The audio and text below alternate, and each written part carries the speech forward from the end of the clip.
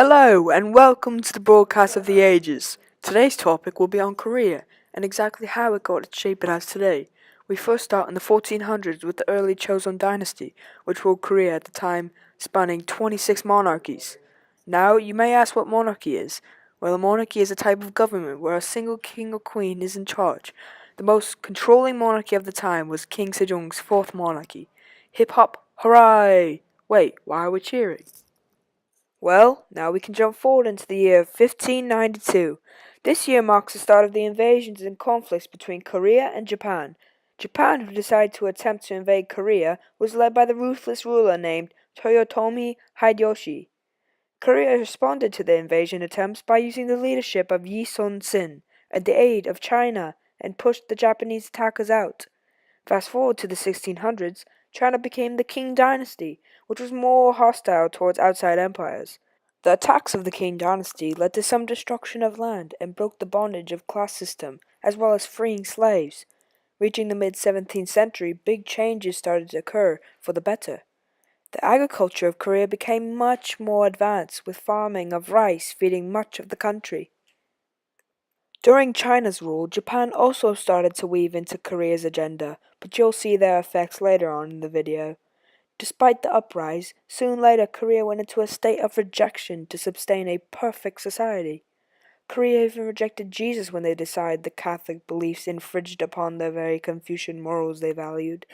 In fact, the government took it so far that during the 1800s scholarly converts were, beheaded to avoid the spread of Christ.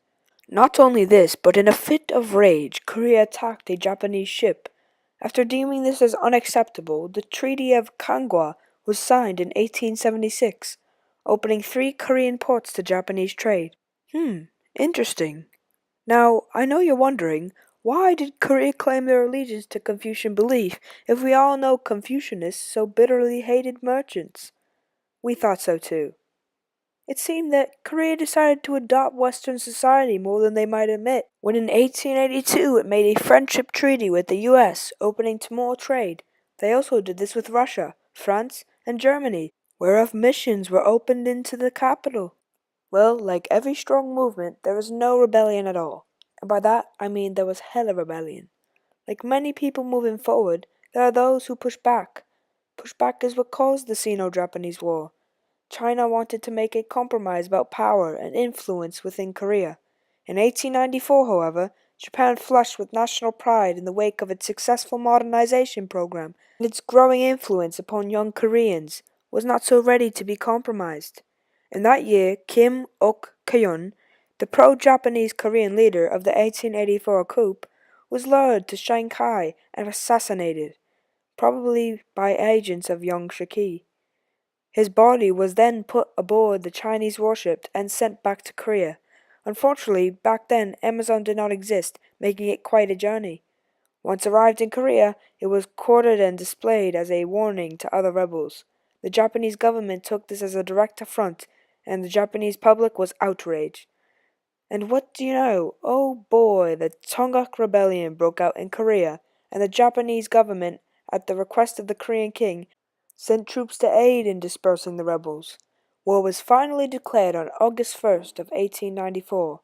Although foreign observers had predicted an easy victory for the more massive Chinese forces, the Japanese had done a more successful job of modernizing, and they were better equipped and prepared. Japanese troops scored quick and overwhelming victories on both land and sea. When the Chinese tried to reinforce their own forces, the Japanese sank the British steamer Cochin, which was carrying the reinforcements, further inflaming the situation. Blah blah blah blah blah blah blah blah. Could have drank a cup of tea by the time I stopped talking about this, so we're just gonna move on. By 1895, the Treaty of Shimonoseki was signed, declaring Japanese hegemony in Korea, pretty much allowing Japan to be that cocky kid at the park who makes fun of you for not having a swing while obnoxiously swinging in front of your face. Anyways, back to Japan and Korea. With German and French support, Russia pressured Japan to return the peninsula to China. At the same time, encouraged by Russia, the Korean government began to take an anti-Japanese course. The Japanese thereupon engineered the assassination of Queen Min in October of 1895. whom was the suspected mastermind behind the anti-Japanese stance. Fearing for his own life, King Kojong took refuge in the Russian diplomatic minister, where he granted such concessions as mining and lumbering franchises to Russia and other powers, pretty much going from 100 to 0 real quick. Oh, bloomin' heck, another rebellion up ahead. What else is friggin' new? Well, in 1900s, the Boxer Rebellion was held in China, leading to a Russian invasion of Manchuria and to the Russo-Japanese War. The Korean government at first stayed neutral, but under Japanese pressure it signed an agreement allowing Japan to use much of its territory for military operations against the Russians. Japan got rule over Korea with America mediating the agreement. In 1910, Japan annexed Korea. And oh bloody hell, this is where all hell broke loose. Korea was losing all their culture and own worth. Among other actions, the Japanese prohibited political associations, abolished Korean language, Hangul newspapers, and arrested Korean loyalists in order to crush the Korean independence movement and introduce brutal military rule based on the military policy. Whew, nearly ran out of breath there.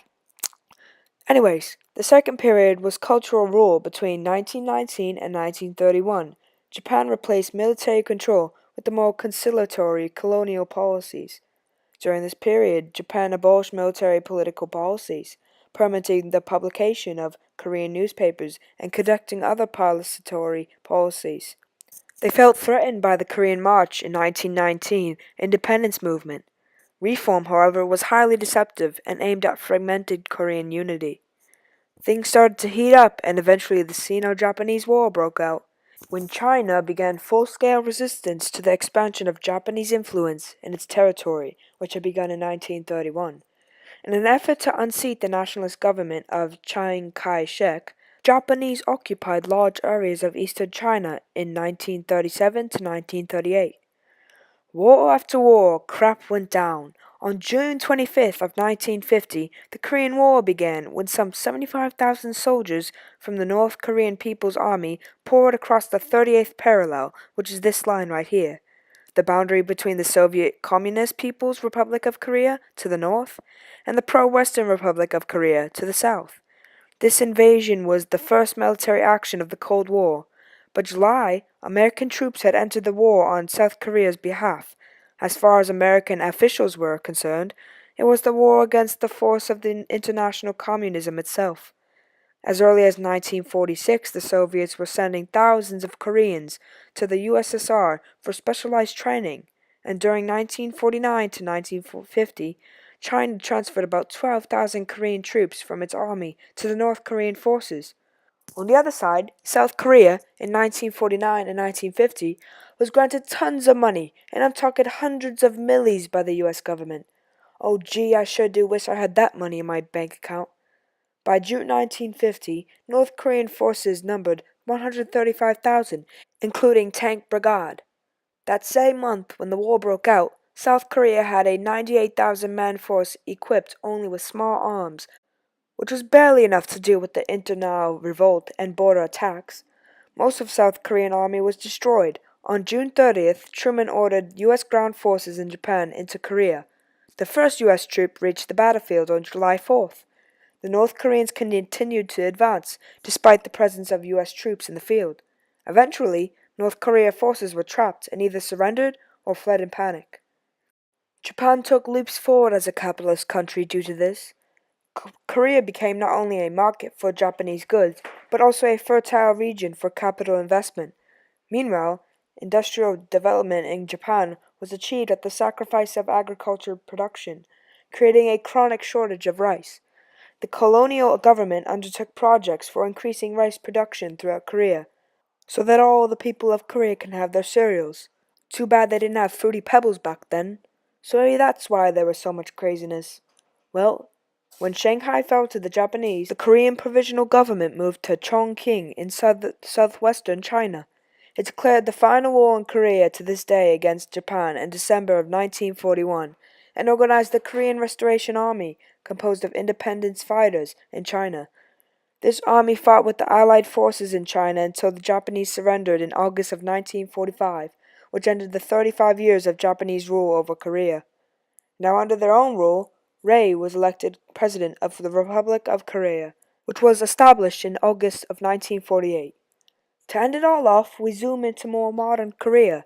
As of now, South Korea has a more functional democratic republic similar to the US's. South Korea has maintained good health. Well, that is for now at least. With North Korea touching it, it is always a bit risky. Speaking of North Korea, let's rewind a tad bit. We'll start with Kim Il-sung of North Korea. This man was born as a rebel, and he rose to the power and ruled until 1948, when he finally stopped breathing and lay down, well, forever. Kim Il-sung is honored in North Korea with over 500 statues of him in the country, suggesting his great influence of Confucian ideas. Kim was followed by a chain of rulers that led him to the current-day ruler, Kim Jong-un. And well, I think you already have a good idea of him. As you can see, his current standings are of those of the past: communism and supreme ruling. He's practically all over Donald Trump's Twitter, and, well, yeah.